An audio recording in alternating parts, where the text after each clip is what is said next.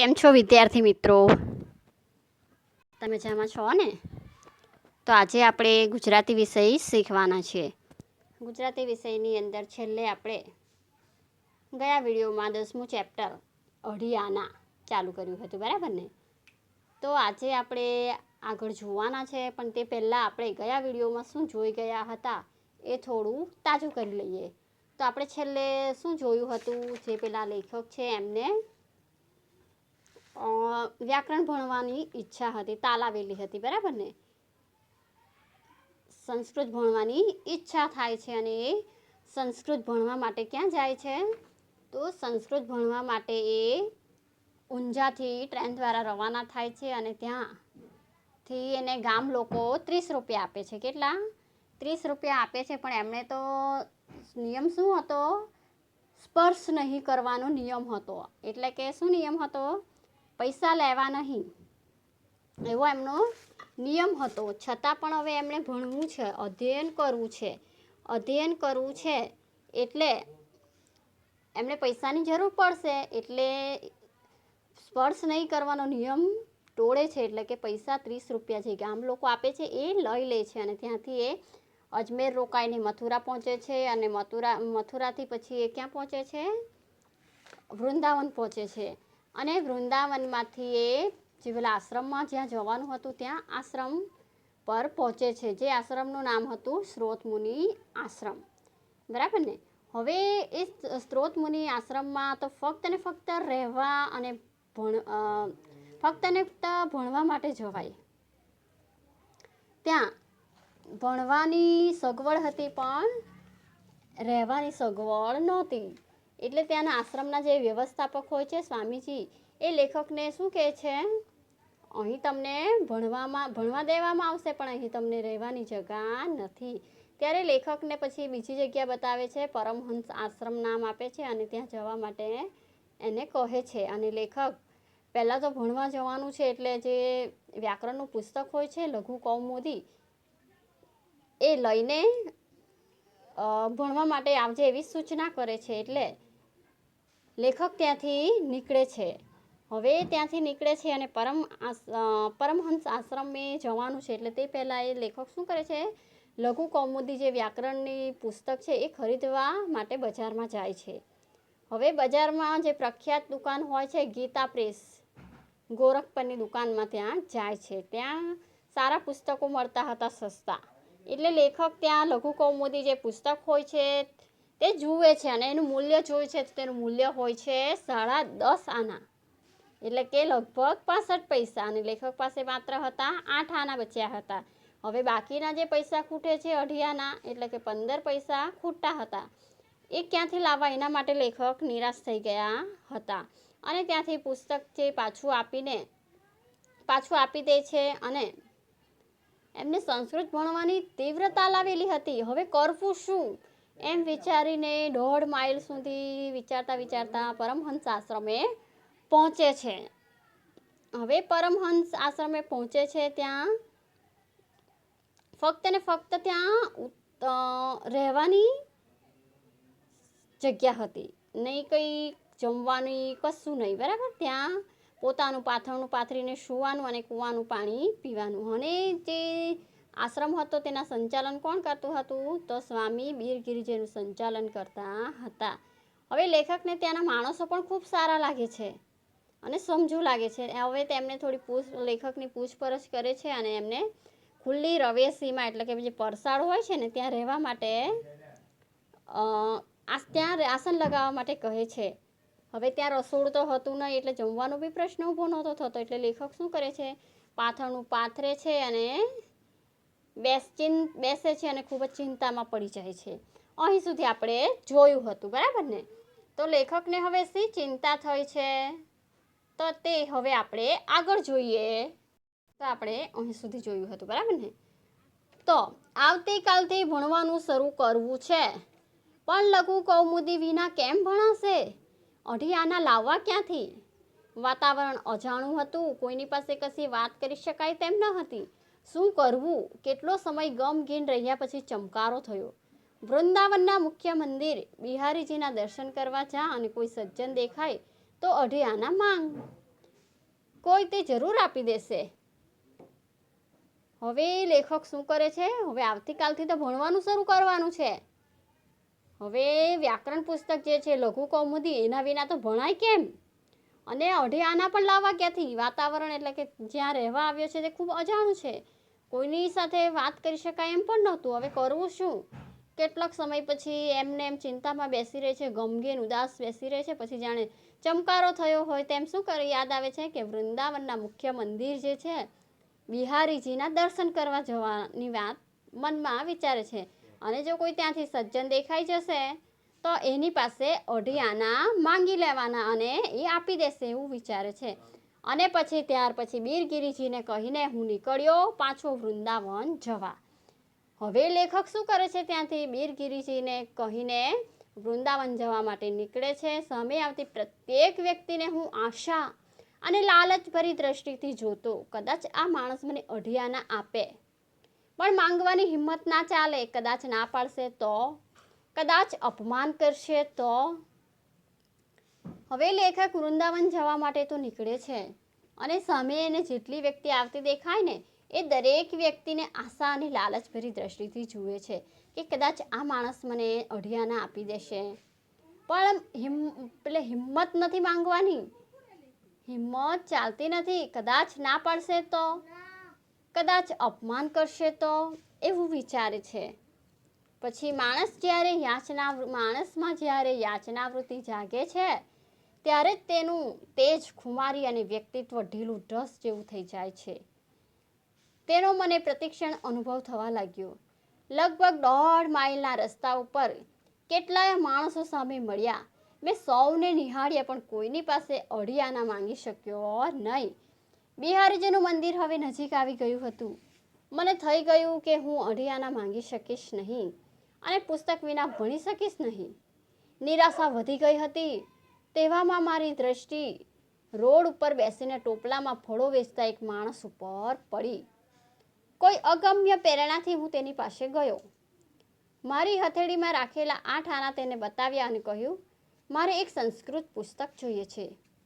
અઢી આના ખૂટે છે. જો તમે મને આપશો તો હું તમને જ્યારે મને મળશે ત્યારે પાછા આપી દઈશ, પણ જો નહીં મળે તો નહીં આપું. હવે લેખક શું કહે છે જુઓ. લેખક વિચારે છે કે માણસમાં જ્યારે યાચના વૃત્તિ જાગે છે, યાચના વૃત્તિ એટલે કે માંગવાની જે વૃત્તિ હોય છે, યાચના વૃત્તિ, ભિક્ષા વૃત્તિ, માંગણ વૃત્તિ કહેવાય ને, એ જ્યારે જાગે છે ને ત્યારે તેનું તેજ ખુમારી અને વ્યક્તિત્વ કેવું થઈ જાય છે? ઢીલું ઢસ એટલે કે તદ્દન નરમ થઈ જાય છે. અને તેનો મને પ્રતિક્ષણ અનુભવ થવા લાગ્યો એમ કહે છે. અને પડ લેખકને એનો અનુભવ થવા લાગે છે. લગભગ 1.5 માઇલના રસ્તા ઉપર કેટલા માણસો સામે લેખકને મળે છે અને સૌને જુએ છે, પણ કોઈની પાસે લેખક અઢી આના માંગી શકતા નથી. હવે પેલું મંદિર, બિહારીજીનું મંદિર પણ નજીક આવી ગયું હતું. હવે લેખકને એવું થવા લાગ્યું કે હું અઢી આના માંગી શક્યો નહીં. બિહારીજીનું મંદિર પણ નજીક આવી ગયું છે અને કદાચ હું અઢી આના માંગી શકીશ નહીં અને પુસ્તક વિના ભણી શકીશ નહીં. એટલે લેખકની નિરાશા પણ વધી જાય છે. એવામાં એની દ્રષ્ટિ રોડ ઉપર બેસીને ટોપલામાં ફળો વેચનાર એક માણસ ઉપર પડે છે અને અગમ્ય કોઈ પ્રેરણાથી એની પાસે જાય છે અને લેખકની હથેળીમાં જે અઢી આના ખૂટે છે ના, લેખકના હાથમાં જે 8 આના હોય છે, બરાબર ને, તે બતાવે છે અને કહે છે કે મારે એક સંસ્કૃત પુસ્તક જોઈએ છે પણ અઢી આના ખૂટે છે. જો તમે મને આપશો તો હું તમને જ્યારે મને પાછા મળશે ત્યારે હું તમને આપી દઈશ, પણ જો ના મળે તો નહીં આપું. લેખક શું કહે છે? મને પોતાના હાથમાંના 8 આના બતાવે છે અને કહે છે કે મારે સંસ્કૃત પુસ્તક જોઈએ છે, અઢી આના એમાં ખૂટે છે. જો તમે મને આપશો તો મને જ્યારે પાછા મળશે ત્યારે હું તમને પાછા આપી દઈશ, પણ જો નહીં મળે તો નહીં આપું. લેખક આવું કહે છે. હવે કશો જ વિચાર કર્યા વિના તેણે મને તરત જ અઢી આના આપી દીધા. હવે જે પેલો ટોપલામાં ફળો વેચનાર જે વ્યક્તિ છે, એ વ્યક્તિ કશો પણ વિચાર કર્યા મૂક્યા વગર લેખકના હાથમાં અઢી આના આપી દે છે. હવે શું થાય છે? તો મારા આનંદનો પાર ન હતો. મને થયું નરસિંહ મહેતાની હુંડી ભગવાને આવી જ રીતે સ્વીકારી હશે. શું કહે છે? નરસિંહ મહેતાની હુંડી આવી જ રીતે ભગવાને સ્વીકારી હશે. ઝડપથી હું પેલી દુકાન તરફ દોડ્યો. દુકાન બંધ થઈ રહી હતી. દુકાનદારે મને પુસ્તક આપ્યું. જાણે સ્વર્ગનો ખજાનો મળી ગયો હોય તેટલા હરખથી હું પાછો ફર્યો. હું મૂર્તિ પૂજામાં બહુ માનતો નહીં, તેમ છતાં કોઈક વાર પ્રસિદ્ધ મંદિર વગેરે હોય તો દર્શન કરવામાં પણ બાધ માનતો નહીં. બિહારીજીના દર્શન કરીને દિવસ આથમ્યા પછી આશ્રમમાં આવ્યો. આ આશ્રમને બંધ કરવાનો દરવાજો હતો જ નહીં, તેમ વીજળી પણ હતી નહીં, એટલે કોઈને કંઈ કહ્યા વિના ચૂપચાપ પોતાના આસાને જઈ બેસી ગયો. મને બરાબર યાદ છે કે 1 મહિના સુધી મારી પાસે કશું આવ્યું ન હતું. 1 મહિના પછી 1 રૂપિયો મળ્યો હતો, જેમાંથી 2.5 આનાનું દેવું મેં તરત જ ચૂકવી દીધું હતું. અને 2.5 આના ચૂકવી દેવાનું મહત્વ નથી, પણ જે સ્થિતિમાં શ્રી ભગવાન દાસે મને 2.5 આના આપ્યા હતા તેનું મહત્વ છે. આવા પ્રસંગો જીવનભર વિસરાવા જોઈએ નહીં. હવે શું થાય છે તો પેલો ટોપલામાં ફળ વેચનાર લેખકને તરત જ 2.5 આના આપી દે છે, એટલે લેખક ખુશ થઈ જાય છે અને વિચારે છે કે નરસિંહ મહેતાની હુંડી ભગવાને પણ આવી જ રીતે સ્વીકારી હશે, અને ઝડપથી પેલા પૈસા લઈને પેલી દુકાન તરફ દોડે છે. પરંતુ પેલી દુકાન બંધ થઈ રહી હતી, એટલે દુકાનદારને રોકીને પુસ્તક લે છે અને લેખકને જાણે સ્વર્ગનો ખજાનો મળી ગયો હોય તેટલા ખુશીથી પાછો ફરે છે. હવે લેખક મૂર્તિ પૂજામાં તો વધુ માનતા નહોતા, છતાં પણ કોઈક વાર પ્રસિદ્ધ મંદિર હોય તો દર્શન કરવામાં પણ બાદ નહોતા માનતા, એટલે દર્શન કરી લે. અને બિહારજીના દર્શન કરીને દિવસ આથમ્યા પછી આશ્રમમાં પહોંચે છે. હવે આશ્રમને બંધ કરવાનો તો દરવાજો તો હતો જ નહીં, તેમ વીજળી પણ હતી નહીં, એટલે કોઈને કંઈ કહ્યા વિના ચૂપચાપ પોતાના આસને જઈને બેસી જાય છે. હવે લેખકને બરાબર યાદ છે કે 1 મહિના સુધી લેખક પાસે કશું જ નહોતું, અને 1 મહિના પછી લેખક પાસે 1 રૂપિયો આવે છે, અને તેમાંથી એ પોતાનું જે 2.5 આનાનું દેવું ચૂકવી દીધું હતું. અને 2.5 આના જે લીધા હતા ને, એ 2.5 આનાનું દેવું ચૂકવી દેવાનું મહત્વ નથી, પણ જે સ્થિતિમાં શ્રી ભગવાન દાસે એમને 2.5 આના આપ્યા હતા એનું મહત્વ હતું. બરાબર ને? આવા પ્રસંગો જીવનભર વિસરાવા જોઈએ નહીં. હવે અહીં જુઓ કેવી વાત કરી છે લેખકે. લેખકને 2.5 આનાની જરૂર હતી, અને એવા વિસ્તારમાં હતો કે જ્યાં કોઈને ઓળખે પણ નહીં, અજાણ્યા વિસ્તારમાં હતો, એટલે કોની પાસે 2.5 આના માંગવા એ પણ બહુ મોટી મૂંઝવણ છે. અને બીજા જ દિવસથી એને ભણવાનું શરૂ કરવાનું હતું, અને પુસ્તક વિના તો ભણાય નહીં. એટલે લેખક શું કરે, કેટલીક મોટી દ્વિધામાં હતા, અને એવામાં કોઈ વ્યક્તિ આપણને મદદ કરી દે 2.5 આનાની, એવા જ રીતે લેખકને અહીં 2.5 આનાની મદદ કરી હતી એમણે. તો એ સ્થિતિમાં જે ભગવાન શ્રી દાસે 2.5 આના આપ્યા હતા તેનું ખૂબ જ મહત્વ છે. બરાબર? આવા પ્રસંગો જીવનભર વિસરાવા જોઈએ નહીં. અને આ જે પ્રકરણ છે એ મારા અનુભવોમાંથી લેવામાં આવ્યું છે. તો હવે આપણે શબ્દ સમજૂતી જોઈએ. તો શબ્દ સમજૂતી જુઓ. 2.5 આના. 2.5 આના એટલે અત્યારના હાલના જે 15 પૈસા હોય છે એને 2.5 આના કહેવાય. બરાબર? પછી નિસ્પૃહ એટલે જેને કશું પણ મેળવવાની ઈચ્છા ન હોય ને એને શું કહેવાય? નિસ્પૃહ. એટલે કોઈ પણ આશા આકાંક્ષા વગરનું. બરાબર? જેને કશું મેળવવાની ઈચ્છા ન હોય એવા વ્યક્તિને શું કહેવાય? નિસ્પૃહ. પછી ભાવ વિભોર એટલે લાગણી વશ. અધ્યયન એટલે અભ્યાસ. સ્પર્શ નહીં કરવાનો નિયમ એટલે સંન્યાસીઓ જે ભૌતિક સંપત્તિને અનિષ્ટ મૂળ જાણે છે, એટલે નાણાંનો સ્પર્શ નથી કરતા, એ હકીકતનો અહીં નિર્દેશ છે. એટલે આપણે શું કહી શકીએ કે જે આપણે ભૌતિક જે સંપત્તિ એ અનિષ્ટનું મૂળ ગણીને નાણાંનો ન સ્પર્શ કરવાનું, નાણાંને સ્પર્શ ન કરવાનું સંન્યાસીના નિયમને કહી શકાય. બરાબર? પછી યાચના વૃત્તિ એટલે કે માંગવાની ઈચ્છા. માંગવાની ઈચ્છા. આગંતુક, આગંતુક એટલે નવા આવનારા.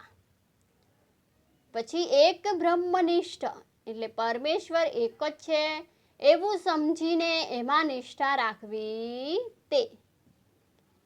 પછીનો શબ્દ છે પ્રતીતિ. પ્રતીતિ થવી એટલે કે ખાતરી થવી અથવા ખાતરી કરવી. લઘુ કૌમુદી, લઘુ કૌમુદી એટલે સંસ્કૃત ભાષાના વ્યાકરણનું એક પુસ્તક છે, બરાબર. પછી રવેશી, રવેશી એટલે પડાળી કહી શકાય અથવા આપણે પરસાળ કહીએ ને એ પરસાળ. પ્રતિક્ષણ એટલે પ્રત્યેક ક્ષણ અથવા પળે પળ, બરાબર. શું કહી શકાય? પળે પળ. તો આ રીતે આ જે બધા શબ્દાર્થ છે એ શબ્દાર્થના અર્થ તમારે ધ્યાનમાં રાખવાના, બરાબર. હવે પછી જોઈએ રૂઢિપ્રયોગો.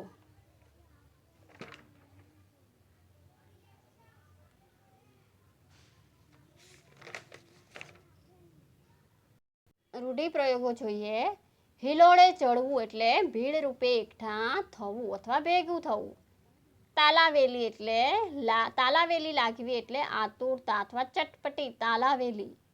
ઢીલા ઢસ થઈ જવું એટલે સાવ ઢીલા થઈ જવું, બરાબર. તો અહીં આપણને ભાષા સજ્જતા આપેલી છે. ભાષા સજ્જતામાં આપણે અગાઉ 2 અલંકારો જોયા હતા, બરાબર ને.